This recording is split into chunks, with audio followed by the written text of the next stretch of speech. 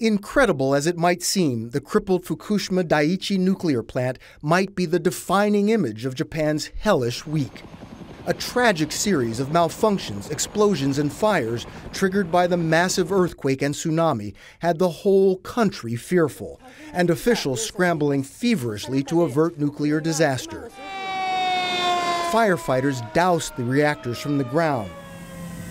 Helicopters dropped thousands of gallons of water from the air in a desperate attempt to keep reactor fuel rods from overheating, melting, and spewing deadly radiation into the atmosphere.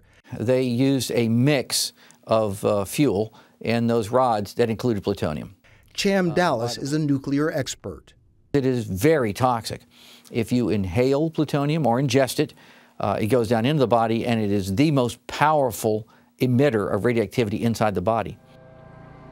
By the end of the week, workers were claiming success in laying electric cables to the plant. They hoped to restart giant pumps to circulate cold water and cool down the rods. It's a long shot that, even if successful, could take weeks to lower the heat. Meanwhile, the Japanese government established a 20-mile danger zone around the plant.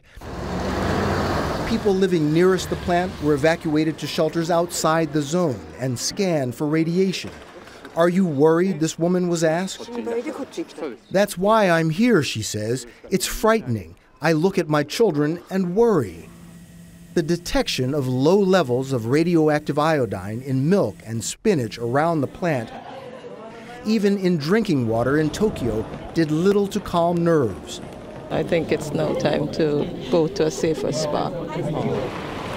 The United States is providing transportation to safe areas for Americans living within 50 miles of the plant. Airports are crowded with people taking flight. If you need a yardstick to measure the horror of this nuclear crisis, consider that in Japan's hellish week, it overshadowed this. A week ago, the world was transfixed by images of such tremendous, terrifying power. Northeastern Japan was shaken to its foundation by a magnitude 9 earthquake, then battered by the fury from the sea, a tsunami that pushed in at least 4 miles, that broke and twisted and laid waste to everything it touched.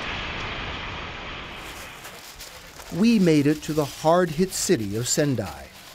And today, this is what's left. These cars, the city, mired in mud and debris. Everyone here will tell you the earthquake was monstrous but survivable. The tsunami was the killer. It came in over those trees, says Shoichi Wagatsuma. Architect Goto Masanori built his house. The tsunami took it away. Everything is gone. Survivors were left with no electricity. No water, no shops, no convenience stores, no phone. Yutaka Kumagai lost relatives when the tsunami swept in. It's too big to explain it. It's like Hiroshima after, atomic bomb to me. The Los Angeles search and rescue team came to look for survivors. They found none. Chief Larry Collins. Tsunamis, by their very nature, are not very survivable because you get battered and you get drowned and then you get crushed. Crushed physically, crushed emotionally. Shoji Yamada lost his house. His daughter-in-law and 2 grandsons, 4-year-old Yutaro and 3-year-old Junosuke, are missing.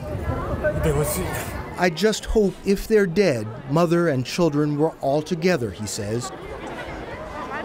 A sad wish for a sad time.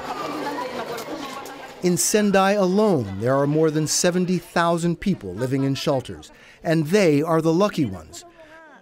The official death toll now more than 7,600.